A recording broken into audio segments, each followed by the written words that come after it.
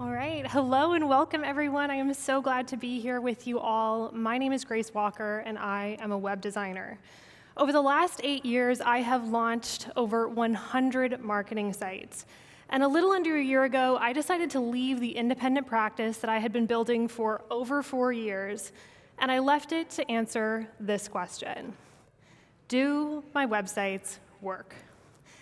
I wouldn't blame you for thinking that this is a little bit of a silly question to ask. Shouldn't someone with this much experience already have a pretty clear idea?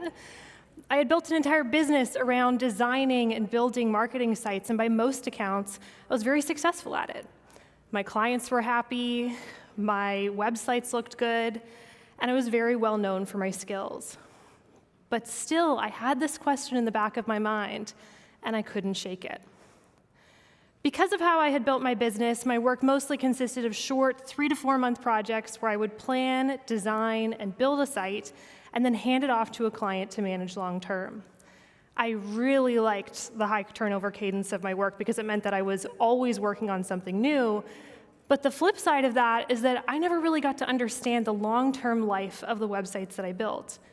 With every website project, I was mindful of best practices for design and SEO, and I put a lot of care into building neat CMS structures that my clients could grow and manage long-term. I always intended for my websites to be useful long-term tools for my clients' business, but the reality was that I didn't actually know if that was true. I knew that these things were important, but mostly they were a best guess. This quote feels perfectly aligned with how I was feeling at the time. There is a great difference between knowing and understanding. You can know a lot about something and not fully understand it. Around the time that this curiosity about my websites first started to bubble up, I was working on one of the most unique and challenging projects of my career. I was brought on to design and build a new web marketing website for an AI legal tech company called Spellbook. They had built an AI companion directly into Microsoft Word that helps transactional lawyers draft and review contracts with more efficiency and more accuracy. I was immediately drawn to Spellbook because of their very fun name, but I became more impressed as I dug deeper into just how much lawyers love the product, which is a testament to the work of our product team, led by Matt Stenback, who is here. At the same time that Spellbook and I were working on our website together, they were also undergoing a rebrand project with the team at Focus Lab. It was an incredibly unconventional project structure where Focus Lab would deliver work on a Friday, and I would sprint through the entire weekend to show how the concepts might look on the web for Tuesday or Monday. We continued like that for weeks through concepting and refinement and had hundreds of feedback messages every week in between. The project started in a very familiar place with sitemaps and wireframes. A little bit more unexpected, we went through 15 different versions of the homepage as we worked through various different brand concepts. But eventually we got to a place where we were all very happy with the brand and the website, and I designed out the remaining unique pages, product screens, and some very fun extras. A couple times throughout this project, both when I first submitted my proposal, but also later while we were working together, Spellbook CEO Scott had asked if I was interested in joining them full-time. It was always a very polite, no thank you, I'm very committed to my independent practice, but the more times it came up, the more I started to seriously consider it. I don't know if this has ever happened to you, but it's a very common memory for me. You're little and you're playing at the park and you're having a ton of fun and it's time to go, but you don't want to. Your parents start walking away, pretending like they're going to leave you there, and all of a sudden you're running after them with a mix of panic and urgency so that you don't get left behind. That is exactly how I felt when Spellbook posted a role for a senior designer. I was having so much fun working with them despite the chaotic project schedule and flurry of opinions. Their team had something that throughout all of the projects that I had worked on, I had learned was a very rare quality. They want to do great work, and I really don't mean that on a surface level. Their patience and drive and appetite for iteration was something that I had very rarely experienced in a client relationship. Not only did they trust my skills and opinion, but they were willing to continue to work until everything felt right. without frustration or resentment or fear of deadlines. And that felt very cool. So we come back to this question, do my websites work? I had worked for a lot of tech companies, but never at one. The opportunity to join Spellbook, again, came up full-time, and I decided to take it. I told a design friend about this choice, and she said, but Grace, you're the freelancer. Leaving my freelance life was shocking to almost anyone who knew me, but it did feel like the right choice from the minute that I decided to do it. It was a very bittersweet period as I said goodbye to clients that I truly cherished and a schedule that was fully my own, but I had questions to answer. I joined Spellbook full-time as their creative director last October. I was excited about building our brand, excited to be part of a great Canadian success story, but most of all, I was excited to find the answers to my questions and see what it was actually like to run a marketing site long-term. It was time to get to work, and I was going to find out. The first 2 months after I joined Spellbook were a whirlwind of work to launch the new brand and website, and I was so happy to see the work live. It was a massive effort of many months with a very talented internal and external team. Our customers and peers celebrated our new brand, and it really felt like this joyful expression of our mission to end legal drudgery for lawyers. Spellbook saved my marriage. We don't know about that, but it's wonderful. Now that the site was live, I was facing the unknown. Everything up until this point was familiar. I knew what it was going to take to launch the website. I had done it dozens of times before.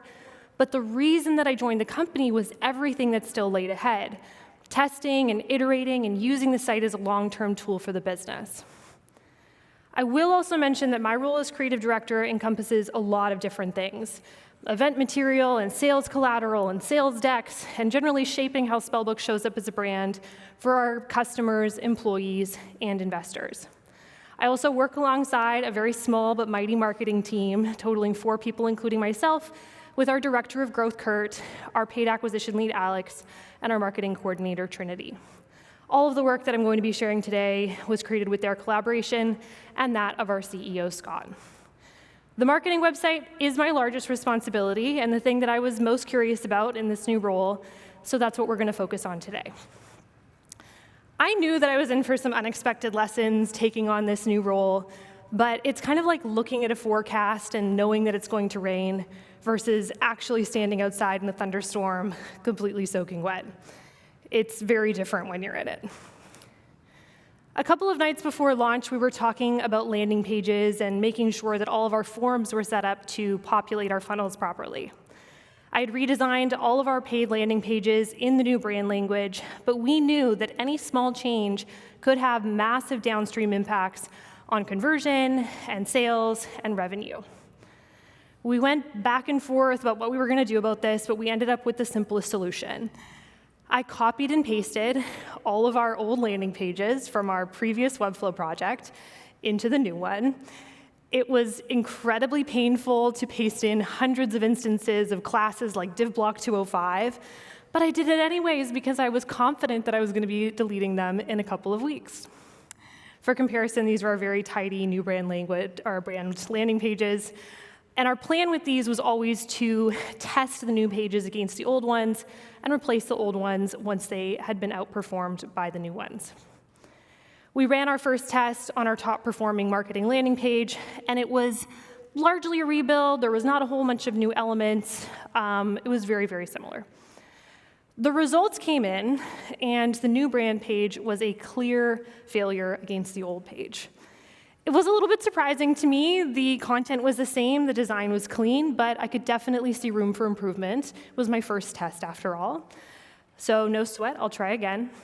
I made some updates, and I tried again, and again, and again. And in the first 2 months after we had launched the site, we had tested 6 new versions of our top-performing landing pages, and none of the new brand versions had outperformed the old ones.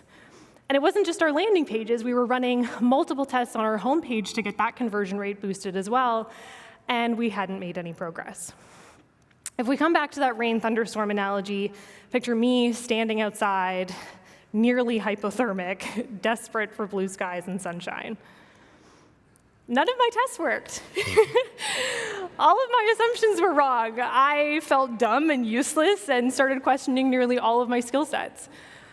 Why did I take this job? Was I going to disappoint this team who had taken a bet on me? How was I possibly going to turn this around? I think that most people would have found this experience fully demotivating, and there was parts of me that absolutely did. But I had experienced a lot of the same feelings 5 years earlier when I first started working for myself. Like I mentioned earlier, my friends knew me as the freelancer, but it didn't start that way. My first year of freelancing was filled with tears and frustration and doubt that made me feel physically ill. But I kept going anyways because I was determined to build a successful independent practice, and eventually I would do just that. Just like my early freelance days, I was in a little bit of a rough patch, but I kept going then, and I was going to keep moving forward now. So I started fresh. I absolutely needed to figure this out. I went through all of our marketing material, sales and trainings calls. I learned more about lawyers and why they love Spellbook. I did more writing about our audience and messaging, and I leaned into the expertise of our team. All of this reflection helped me see more clearly what was working and what wasn't, and I built new pages with new sections with all of this in mind. And we kept testing and testing and testing. We tested subtle differences like highlighted text and logo placement. We tested different supporting sections, calling out time to value and customer stories. And we tested new animations versus word screenshots that we had had previous success with. Eventually, nearly 3 months after our new brand launch, we finally found a winner to beat out the old brand landing pages, and we were finally able to sunset them. I've never been so happy to see blue skies. I submitted my proposal to work with Spellbook almost exactly a year ago today, and I feel like an entirely different designer than I did then. This spark of curiosity led me down a winding path that had me questioning my career and capabilities.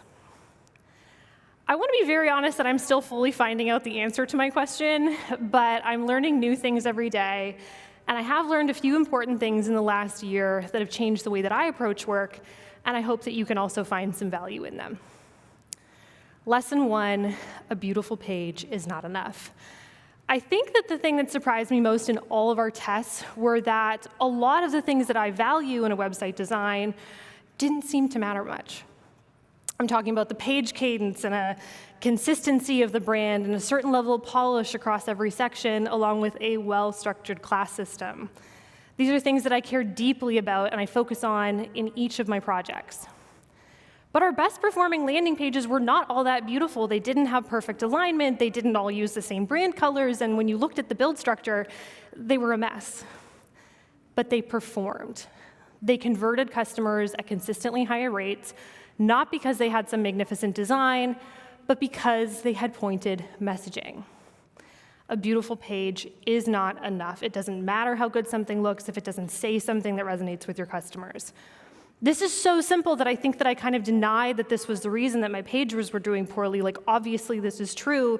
You may be rolling your eyes and thinking you left your business to learn this. But again, we'll return to that earlier quote of knowing and understanding.